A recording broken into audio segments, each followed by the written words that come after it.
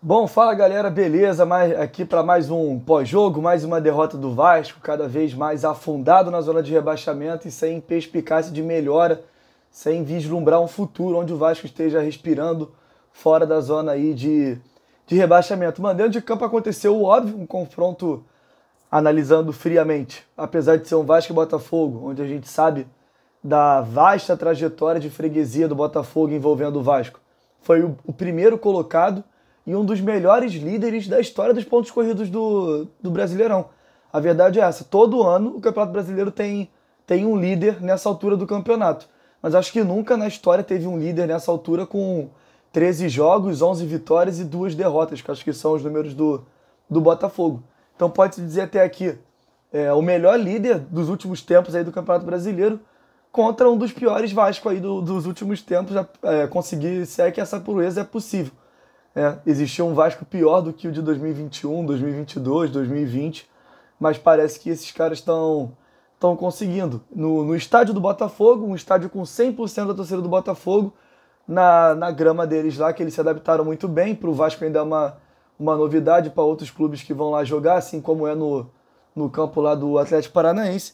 Então aconteceu, claro, um massacre, talvez não tão visível assim, mas um time que conseguiu se impor e outro que até certo ponto sobreviveu bem lá atrás, criou até algumas oportunidades de fazer o gol, de talvez empatar ou talvez sair vitorioso na partida, mas pela sua fragilidade não soube aproveitar. E o Botafogo, com a sua competência, com as chances que teve, martelou. O Vasco, por mais que por vários momentos tenha se defendido bem, em algum momento a bola ia entrar, entrou e no final fomos castigados ainda com o 2-0.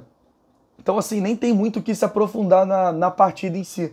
E aí, até pegando aqui a escalação, mano. Robson Bambu, fazendo uma análise mais aí individual de cada jogador. Cara, não tem a menor condição de ser jogador do Vasco da Gama.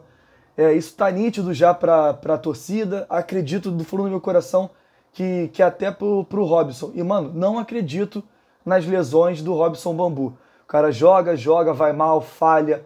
Isso mexe com o psicológico do cara, porque, como eu disse, o primeiro a perceber que tá num dia ruim, que tá numa fase péssima, é o jogador. E ele se incomoda com isso, com ele treinar a semana inteira, ver o que ele tá fazendo de errado. Chega na hora do jogo, na hora de se provar para ele mesmo e para a torcida, ele continua mal, ele continua cometendo os mesmos erros. E isso vem acontecendo com frequência com o Robson Bambu. Aí ele se machuca, joga Miranda, joga Capasso, joga com 3 zagueiros, joga Zé Gabriel na zaga, acaba o Bambu voltando, aí todo mundo percebe que realmente não dá pro Bambu, aí surge alguma lesãozinha ali, algum incômodo no Bambu, aí ele sai do time, daqui a pouco ele volta de novo, aí todo mundo de novo, mais uma vez percebe que o Bambu não é o jogador para ser titular da zaga do Vasco, principalmente nesse momento frágil que o Vasco está passando. Aí quando descobre isso de novo, o Bambu vai lá e sofre alguma coisinha, alguma lesãozinha, aí sai do time, eu não acredito nisso. Léo Jardim também, mano. Vamos lá. Infelizmente, a verdade é essa. Tem uma galera que é bem burra, que acompanha aqui. Então, deixando bem claro, se o Vasco tem 9 pontos hoje, muitos deles passam pelas defesas, passam pelas mãos do Léo Jardim. Porém, o Léo Jardim, nos últimos 3 gols que o Vasco tomou, os 2 do Botafogo e o gol do Goiás em São Januário, desses 3 gols, 2 foram falhas bizarras do Léo Jardim. O gol do Goiás, um chute de fora, fraco que ele aceita, unanimidade isso a falha. E o gol do Luiz Henrique, ele não pode tomar esse gol. Por mais que o Vasco também, o sistema defensivo, não possa deixar o Botafogo botar o Vasco na roda e fazer um jogador sair na cara do gol do jeito que saiu, o Luiz Henrique não pode ter a facilidade de chutar aquela bola por debaixo da perna do Léo Jardim, pô. Ele fez o que dava, a zaga falhou, o Léo Jardim fez o que dava, fechou ali o canto dele. Não, visto que ele fechou o canto dele, não dá pro cara chutar no canto dele e a bola entrar, pô. Principalmente por debaixo da perna do cara, tá ligado? Do jeito que foi. Não dá pra ele tomar esse gol. Como disse, se temos 9 pontos hoje, né? Essa pontuação ridícula. Devemos muito ao Léo Jardim. É um dos pontos minimamente fortes do Vasco no campeonato. E ainda assim, dos últimos 3 gols que o Vasco tomou, 2 foram, pra mim, falhas bizarras dele, gols que ele não poderia ter tomado.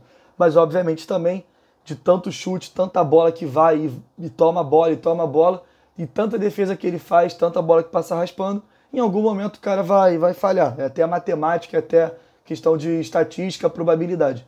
E aí falando do Pumita, né? E aí vou me antecipar um pouco e falar do final do jogo. Porque o gol que o Botafogo faz é inacreditável. O primeiro gol já foi uma falha do Pumita, mas até ali o Pumita estava inserido num contexto de um sistema defensivo onde ele também falhou, entendeu? Agora, o último gol, meu irmão, não dá. O Carlos Alberto já acabaram de entrar no jogo, descansado, cheio de vontade, cheio de vigor e tudo mais. Ele pega a bola, ele vai correndo, e o Pumita trotando assim, tentando entender. Quando o Pumita dá conta, falou, caralho, esse cara vai dentro do gol. Ele realmente, ele não tá ameaçando não, ele não tá brincando não. Ele realmente vai dentro do gol do Vasco, pô. Aí o Pumita se liga, e ao meu ver, até com muita facilidade, o Pumita chega no lance. E pra me assustar de novo, com muita facilidade, o Pumita que chega no lance, ele sai, pô.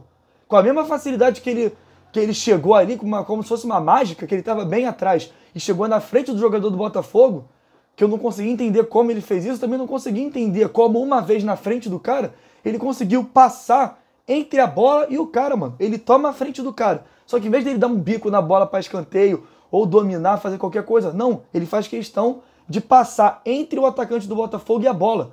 E aí sai caindo o jogador, coisa constrangedora, assim, de verdade, mano. Muito constrangedor. O jogador do Botafogo toma a frente dele como se ele fosse uma criança doente da cabeça e faz o gol, fecha o caixão, dá ainda mais raiva na torcida. Então ali, pra fechar o setor defensivo de uma vez, cara, o Léo Pelé dá pena também de ver ele tentando construir de qualquer jeito, como se ele fosse um volante do Vasco, como se ele fosse um camisa 8. E também não dá, apesar de que no papel dele principal, que é o de zagueiro, também não vejo ele desempenhando também a função. Mas aí também, obviamente, ele está inserido num sistema defensivo que é um desastre hoje, que é o do Vasco. Piton fez mais uma partida ok, é um dos pontos positivos do Vasco aí também, e tomou amarelo bobo numa briga ali, tomou amarelo, não joga contra o Cruzeiro. Paulo Vitor já saiu do Vasco, vamos ver se teremos o retorno do Riquelme aí, ou então só falta algum maluco querer, sei lá, botar o Peck de lateral esquerdo no próximo jogo. O Orellano não joga nem na função de 10, então se pedirem para ele jogar de lateral esquerdo, acho que ele desmaia, pô. Então vamos ver o que vai acontecer nessa lateral esquerda aí pro próximo jogo. Muito medo tenho eu de ir para Léo Pelé lá e a zaga ser Capasso e Miranda. Se é que o Bambu se machucou mesmo, se não for Capasso e Bambu. Aí eu confesso que eu nem assisto o jogo. Isso é outro assunto. Até lembrando do Jair, né? Mais um motivo para nenhum vascaíno acreditar que uma vitória seria possível hoje. Além de eu ter falado, o líder contra o 18º, não sei o que e tudo mais, a gente sem Pelé e Jair, que são disparado nossos melhores jogadores do campeonato.